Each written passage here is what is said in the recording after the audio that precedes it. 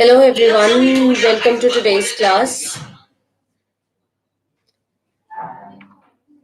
Yes, so today's lecture is going to be on summarized written text.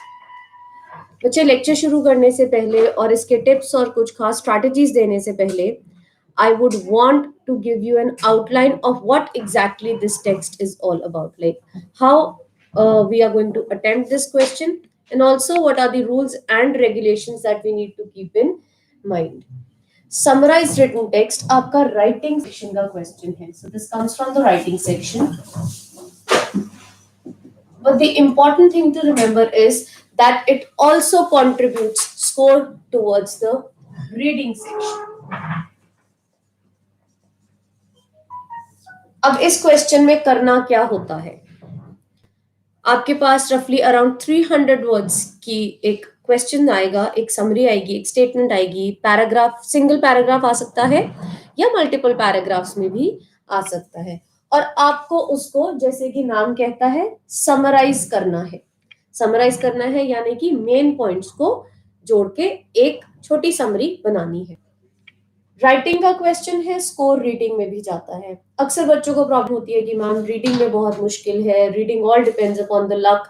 Though I completely disagree, it is not on luck, it a lot depends upon how well you understand the context and how well you are through with your grammar rules.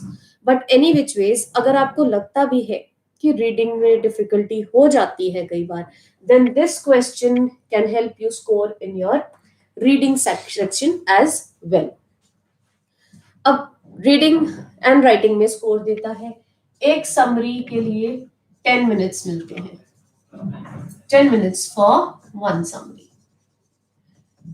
And अक्सर मैंने notice किया है कि बच्चे question पूछते हैं कि ma'am अगर 2 समरी आ गई तो 20 मिनट मिलेंगे. जी नहीं, 20 मिनट नहीं मिलेंगे. अगर 2 समरी आएगी तो पहली समरी के 10 मिनट्स एक मिलेंगे, और जैसे ही वो 10 मिनट्स खत्म होंगे नेक्स्ट समरी के 10 मिनट्स अलग से मिलेंगे.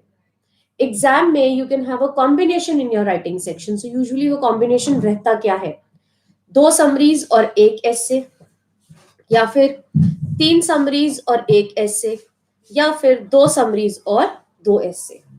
सो यूजुअली राइटिंग का कॉम्बिनेशन ये रहता है. An ideal combination is 2 summaries and 1 essay, but it may variate with certain exams. Scoring कैसे की जाती है? if I tell you outlook कि स्कोर समराइज रिटन टेक्स्ट का किन किन पैरामीटर्स पे स्कोर किया जाता है, तो सबसे पहली चीज है आपका कंटेंट. अब कंटेंट क्या होता है कि आपको 300 वर्ड्स दिए हुए हैं, आपने उनको शॉर्ट करके एक पैसेज लिखना है, एक समरी लिखनी है.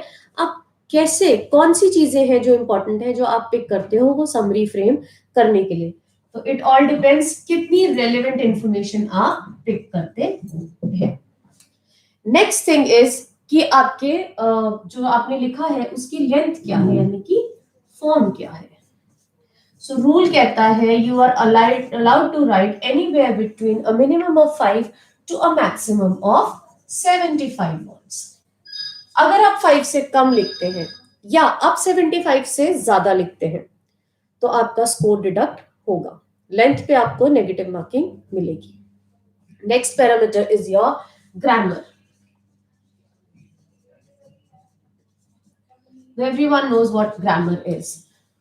How grammatically correct sentences you form while in your writing. और जो लास्ट पैरामीटर है स्कोरिंग का वो है वोकैब्युलरी. एक तो बात हो गई कि सेम सेंटेंस उठाया, उसको एज इट इज उठा के अपने टाइपिंग स्पेस पे टाइप कर दिया, बिल्कुल कॉपी. दूसरी चीज होती है variety in vocab. Try to use certain related terms, certain synonyms when you are writing and trying to score good in your vocabulary. But एक चीज ध्यान रखेंगे, vocabulary में आप लोगों ने कोई भी abbreviations, कोई भी short forms नहीं लिखनी है. वो चीज आप प्लीज ना करें. So do not go for any kind of short forms or abbreviations. Short forms should be avoided. And also I have scene, बच्चों को आजकल बहुत आदत है व्हाट्सएप एंड अदर मैसेजेस पे टेक्सटिंग करने की, तो आप लोग जब लिखते हो ना, टाइप करते हो, तो भी आप टेक्स्ट लैंग्वेज लिखने लग जाते हो. सो लाइक व्हाट लिखना होगा, तो then students will write WHT. So this is incorrect. You are not going to score anything for your spellings and also for your vocabulary, क्योंकि वो word गलत है. So इन छोटी छोटी बातों का ध्यान रखेंगे. Content is for 2 points. Your form is for 1 point. Grammar is for 2 and vocab is for 2. So this makes your summarized written text, one summarized written text for total of 7 points.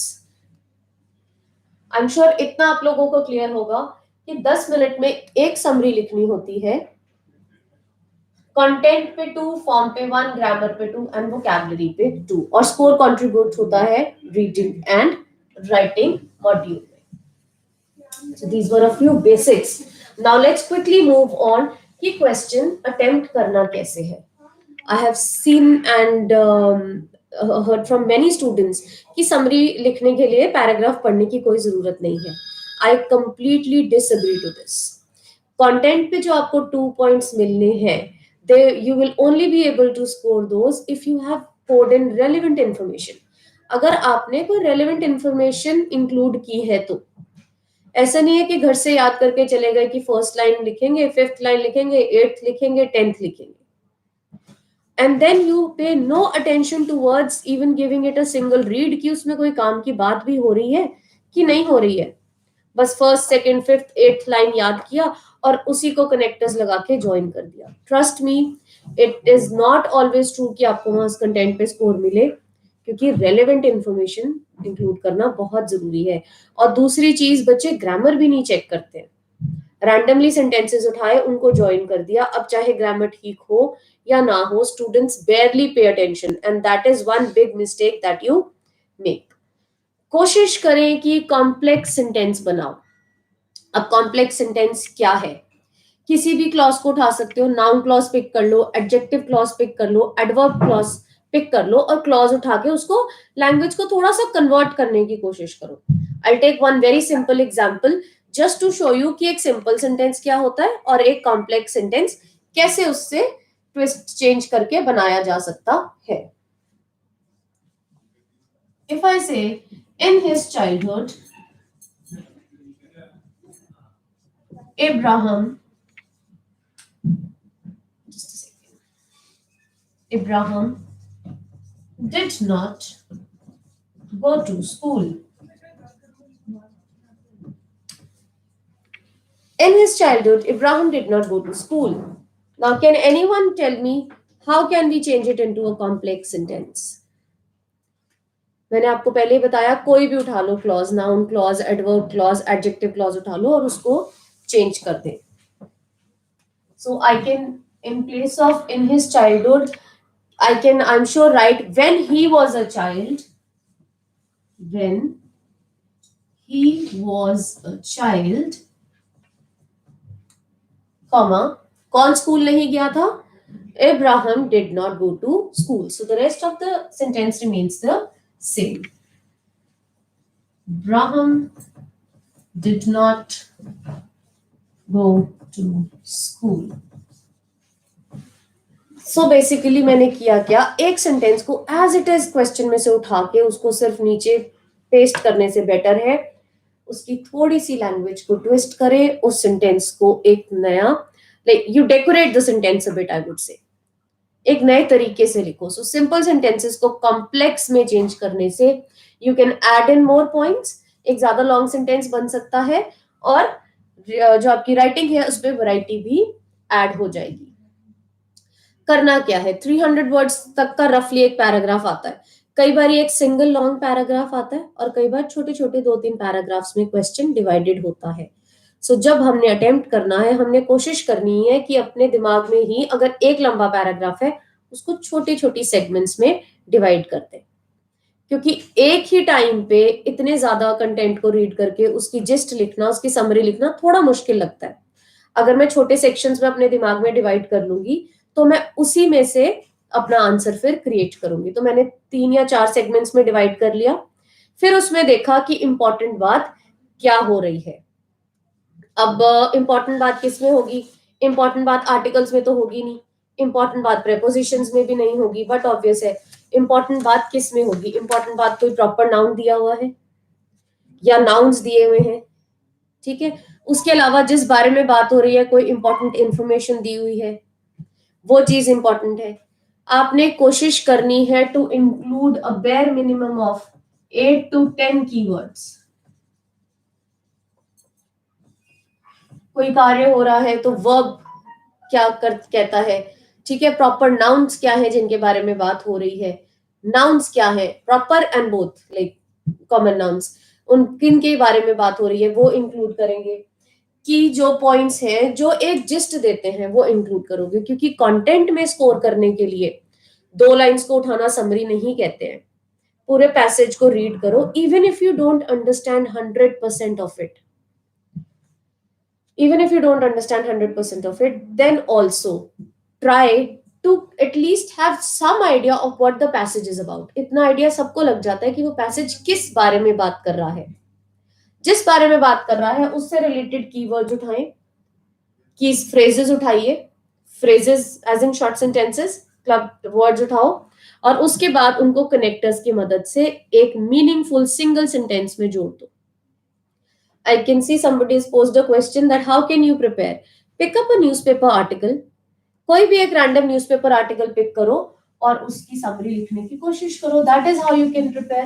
Even if you don't have any material, then also Pearson has most of the questions are like that you can prepare. Even your read alouds, your summarized written text, your essay writings.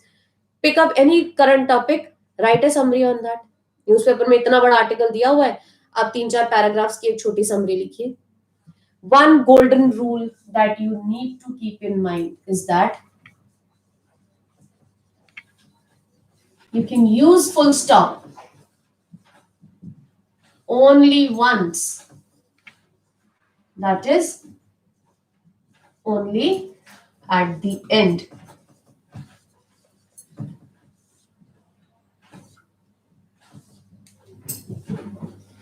Summarise written text का ये एक golden rule है जो writing के और किसी question में नहीं है। आप फुल स्टॉप सिर्फ एक बार ही लगा सकते हैं। बीच पैराग्राफ में अगर आपने सेंटेंस कंप्लीशन पे कहीं भी फुल स्टॉप लगाया और उसके बाद जो भी लिखा होगा वो मार्क नहीं होगा। सो आपका answer only it will be only marked till the first full stop that you place in your answer. बहुत स्टूडेंट्स पूछते हैं कि मैम आइडल वर्ड लिमिट क्या है, 20 वर्ड्स लिखते हैं, 30 वर्ड्स लिखते हैं बच्चे। I somewhere prefer around writing at least 40 to 55, like somewhere around 40 to 55, 60 words I would say. Reason being, एक थोड़ा सा फेयर रहता है कि ज्यादा लंबे सेंटेंसेस लिखने में हमारी ग्रामर ना गलत हो जाए, बट कंफर्ट क्या रहता है कि एटलीस्ट एक डिसेंट लेंथ लिखोगे तो 8 से 10 कीवर्ड्स इंक्लूड कर पाओगे ना। अगर कीवर्ड्स ही नहीं इंक्लूड करे तो फिर समरी का स्कोर मिलेगा ही नहीं।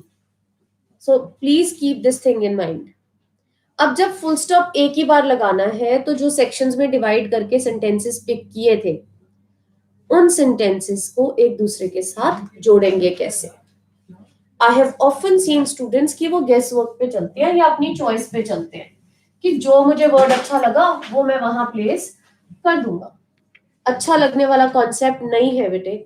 कुछ सर्टन चीजें हैं जो दिमाग में रखेंगे। I have seen children saying कि मैम हम फैन बॉयज कर लें तो यही सारे कनेक्टर्स हो जाएंगे हमारे। Fan boys is good way to remember the connectors, but एक चीज दिमाग में रखना कि कौन से सर्कमस्टांस में हमने कौन सी तरह का कनेक्टर यूज करना होता है। So if I have to I'll basically divide the connectors into a broader outlook of 4 types of connectors. अगर मुझे जानकारी ऐड करनी है, if I have to add some information in an existing information, so I call them adding information connectors. जब एक topic पे बात शुरू हुई और उसी बारे में वो और जानकारी बताता जा रहा है और हम मेन की पॉइंट्स या की फ्रेजेस लेके अपने सेंटेंसेस आगे बनाते जा रहे हैं। एडिंग इंफॉर्मेशन कनेक्टर्स ये सिंपल से कौन से हैं? हम शुरू से एंड लगाते आए हैं, एंड एक कनेक्टर है।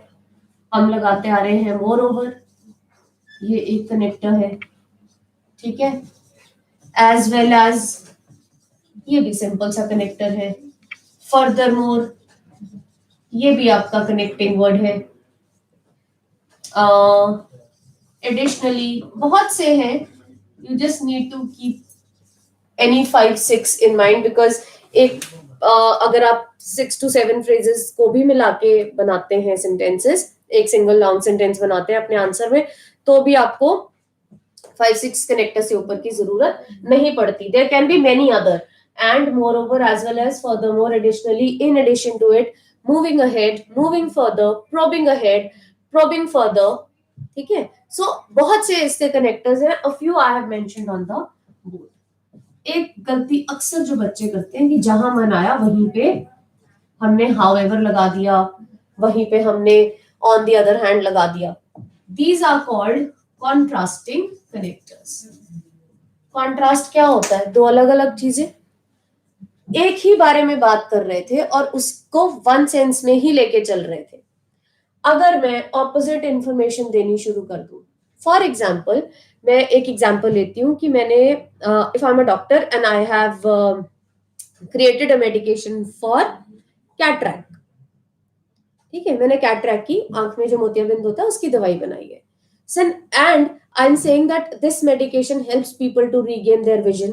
इससे लोगों की आंखों की जो रोशनी है वो वापस आ जाती है, आईज में इरिटेशन है वो ठीक हो जाती है, जिनकी आई साइट थोड़ी बहुत वीक है उनको भी ठीक हो जाता है। तो मैं सेम बात कर रही हूँ तो मैं ये वाले कनेक्टर्स लगाऊंगी। लेकिन अगर कहीं मैं कहूं कि विद फर्दर रिसर्च मेरे को ये पता चला है कि इससे कुछ नुकसान भी है, कि कुछ लोगों को इससे वेन्स में रेटिना में इन्फेक्शन हो गई है ना।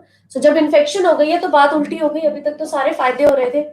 So when I am giving opposite information I will use however or I will make use of simple connector like on the other hand कि दूसरी तरफ इससे नुकसान भी हो रहा है। Again on the flip side भी हो सकता है, ठीक है जी। ये I hope these two types of connectors and their usage is clear. Please give me some response, a yes or a no। अगर समझ आ गया है तो यस बताइए, अगर कोई क्लैरिफिकेशन चाहिए देन पोज अ क्वेश्चन ताकि मैं इससे अगले टॉपिक के बारे में डिस्कस कर सकूं। ओके, थैंक यू कवल। अब बच्चे कुछ पैसेजेस ऐसी होती हैं जहां पे किसी चीज का नतीजा दिया होगा, है ना, यानी कि रिजल्ट दिया होगा, तो सिंपल भाषा में बजाय कि बिना सोचे समझे कहीं पे कुछ भी यूज करना शुरू कर दो, हम 3-4 हेडिंग्स के अंडर ही याद कर लेते हैं ताकि हमको हमेशा ये बात दिमाग में ही रहे। पहला हमने किया जब एक ही बारे में और जानकारी देते रहते हैं तो एडिंग इंफॉर्मेशन के कनेक्टर्स यूज होते हैं। दूसरी हमने बात की कि अगर मैं ऑपोजिट व्यूज देने शुरू कर दूं किसी भी टॉपिक के बारे में then they are the contrasting connectors. We can use not only but also Vivek, हम बिल्कुल यूज कर सकते हैं बच्चे। अगर किसी बारे में दो जानकारी दी हो, जैसे मैंने बोला मैंने कैटरैक्ट की मेडिसिन क्रिएट की है जिससे लोगों का विजन वापस आ रहा है एंड ऑल्सो लोगों की आई इरिटेशन खत्म हो रही है, then I can always say that this ointment not only helps patients to recover their vision but also reduces their eye irritation or the irritation in their eye। मैं कर सकती हूँ। I assume I have very well answered your question, Vivek. And moving further to the topic that I was talking about, अगर कहीं पे result देना हो, नतीजा देना हो, तो हम क्या कहते हैं रिजल्ट के लिए words? As a result, consequently, therefore. So ये कुछ सिंपल से कनेक्टर्स हैं, as a result, consequently, therefore, ठीक है, these can also be used।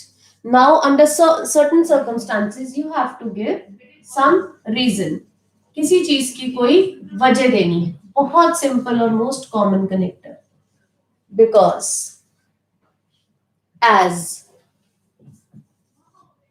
ठीक है, ये कुछ बहुत सिंपल कनेक्टर्स हैं जो हम यूज करते हैं। Bache, there are many websites available. We even have ours. I'll be uploading the material for your self practice very soon. It is under process.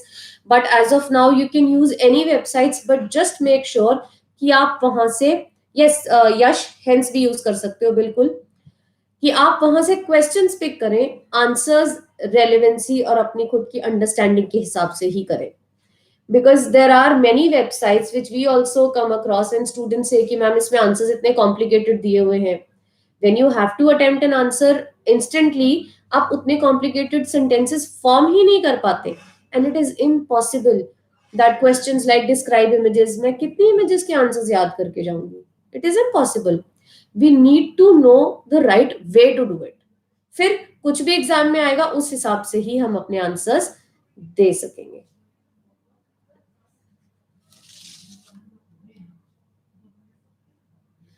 Vivek, your question is, on the other hand, is not fit. It is absolutely fit if it suits the condition given in the passage. There is no correct or incorrect answer. If the things are fitting well, if they are grammatically correct, then yes, of course you can use it. Go ahead and use it. ऐसा कोई concept नहीं है कि कुछ particular keywords हैं या कुछ particular connectors हैं जो मैं सिर्फ एसे में यूज कर सकती हूँ वो वाले मैं राइटिंग की समरी में नहीं यूज कर सकती या जो सिर्फ समरी में यूज करते हैं वो ऐसे राइटिंग में नहीं यूज करने हैं there is no concept and no rule like this it is absolutely untrue depending upon the passage that you get अगर वहां पे ऑपोजिट इंफॉर्मेशन क्लियर कट दी हुई है then definitely you can make use of it without doing any harm to your summaries. Believe me. Dual points दे सकते हो not only but also भी use कर सकते हो and it is very commonly used. I use it myself. My students use it here at the campus also. Okay, so I hope these four basic kinds of connectors are clear to you. बच्चे हर चीज एक जगह और reason से ही use होती है मर्जी से यूज नहीं होती है अगर चीजें फिट होती हो अगर वहां पे मीनिंग और ग्रामर दोनों के हिसाब से फिट हो रही है तो हमने उसको जरूर यूज करना है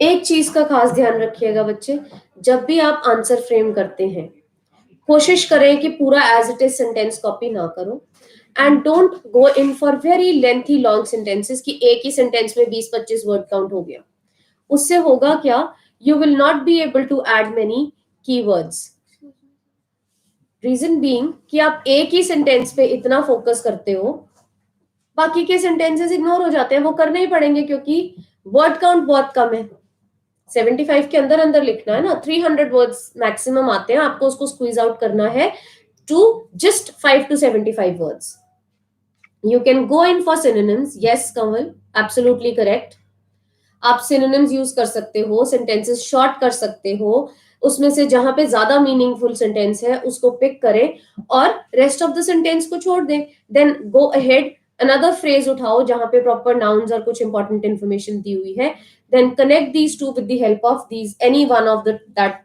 type of connectors that we have already discussed एक कॉमन एरर बच्चे कैप्स लॉक का ध्यान नहीं रखते गलती से हाथ भी टच हो गया फिंगर टच हो गई और कैप्स लॉक ऑन हो गया सारा कंटेंट कैपिटल में टाइप हो जाता है please be very very conscious when you are typing कि फर्स्ट वर्ड ही कैपिटल लिखना है supposingly if I have to write the तो यही ठीक है अगर मैं टी एच ई तीनों चीजें कैपिटल में लिखूंगी तो मार्क्स नहीं मिलेंगे बिना वजह के बीच समरी में कुछ भी कैपिटल नहीं आएगा सिर्फ वही कैपिटल होगा जो किसी चीज का नेम होगा या प्रॉपर नाउन्स जो पैसेज में भी ऑलरेडी कैपिटल दिए होंगे अदर देन दैट कुछ भी कैपिटल नहीं आएगा अगेन अ कॉमन मिस्टेक जो स्टूडेंट्स करते हैं वो वहां से कॉपी करते हैं और फुल स्टॉप के उन्होंने तो फुल स्टॉप के बाद वाला कॉपी कैपिटल का होता है और हमने फुल स्टॉप लगाना ही नहीं है हम फिर भी उसको अपनी समरी में ही कैपिटल लिखते हैं this is wrong then we will not write H capital we will right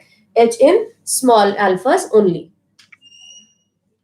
last में फुल स्टॉप जरूर लगाइएगा वर्ड काउंट का ध्यान रखिएगा एग्जाम में भी स्क्रीन पे आपको बॉटम लेफ्ट कॉर्नर पे वर्ड काउंट लिख के आता है जितनी भी आपने टाइप की होगी, बट वार्निंग कोई नहीं आती। ये नहीं है कि आप 75 वर्ड्स इन अगर एक्सीड कर गए हो, ज्यादा लिख गए हो, एक्सीड करने के बाद वो वार्निंग कुछ नहीं देगा, वो लिखते जाओ। वो आपने ध्यान रखना है कि हमने 75 को एक्सीड नहीं करना या 5 से कम नहीं लिखना है, क्योंकि दोनों केसेस में आपका जो लेंथ है उस पे स्कोर डिडक्ट होता है। Your question, Vivek, is according to Pearson score guidance, summarize written text. Pearson never gives the score of the spelling in only summarize written text. I didn't really get the question, what you're trying to say. इस पे I assume आप ये कहना चाह रहे हो कि इस पे अलग से स्पेलिंग्स का कोई पैरामीटर नहीं है। I assume so, Vivek. Can I have a yes और a know from you?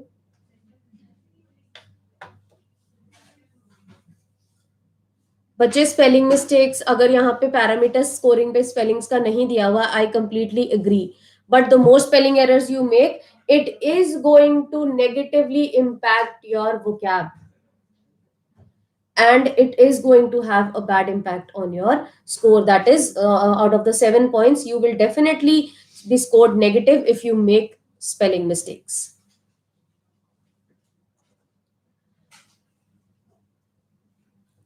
Simran, you can practice through various websites. There are many. I am not too sure which one is the best, but my only suggestion to you is that be sure of just practicing and doing your questions, but do not blindly follow the answers given. Because I've encountered many of the times students blindly keep on following a website without using their own logics. Logic जरूर दिमाग में रखना, rules regulations दिमाग में रखिएगा, और questions pick करो, questions के आंसर खुद क्रिएट करो। एक आंसर एक ने रेडी टू रीड आंसर दिया हुआ है, जरूरी नहीं है that suits your kind of intellect.